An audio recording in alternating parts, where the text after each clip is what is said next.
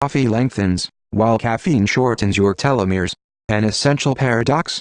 The latest evidence reviewed. If life begins with coffee, will it also help you end later with coffee? If you follow the Subversity on Facebook, you will be aware that the majority of studies indicates that the chronic consumption of coffee, even in amounts of 5+ cups/day, has potent health benefits, at least in normal, healthy individuals.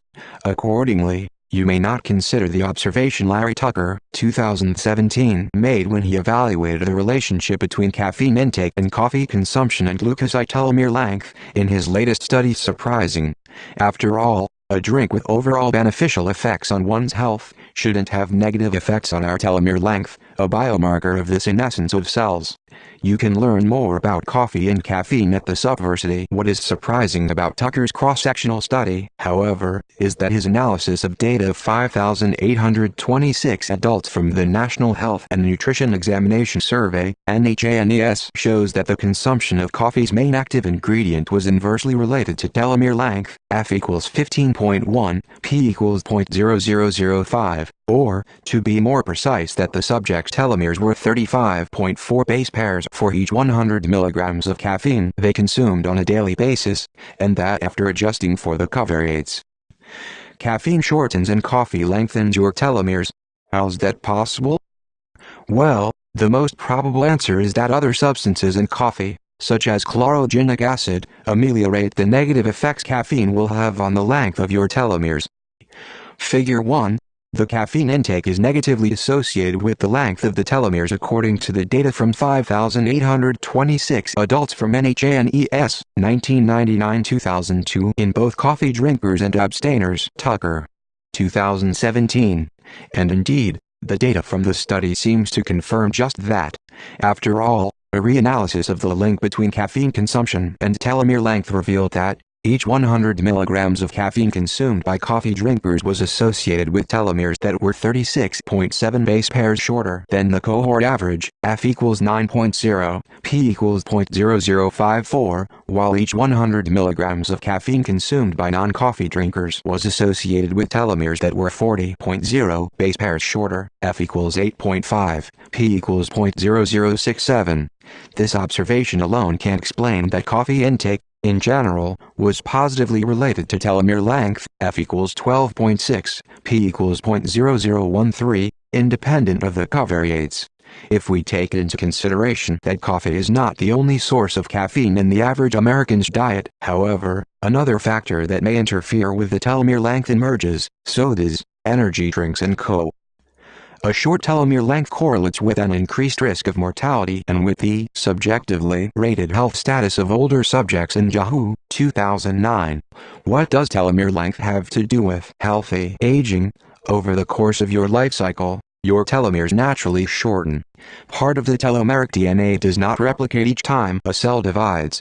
This is commonly referred to as the end replication problem, and short telomeres generally lead to negative health consequences.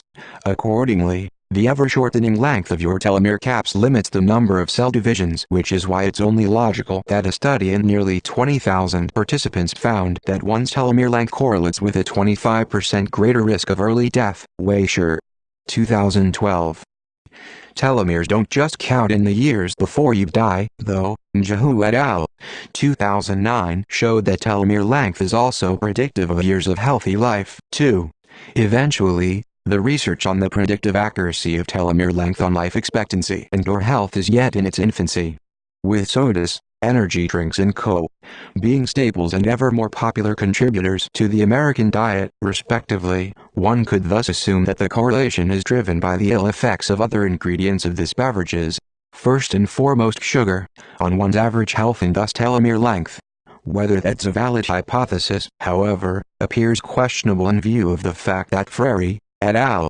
2005 report, based on USDA data from 1994 to 1996 and 1998, that the major sources of caffeine in the U.S. population are coffee, 71%, soft drinks, 16%, and tea, 12%.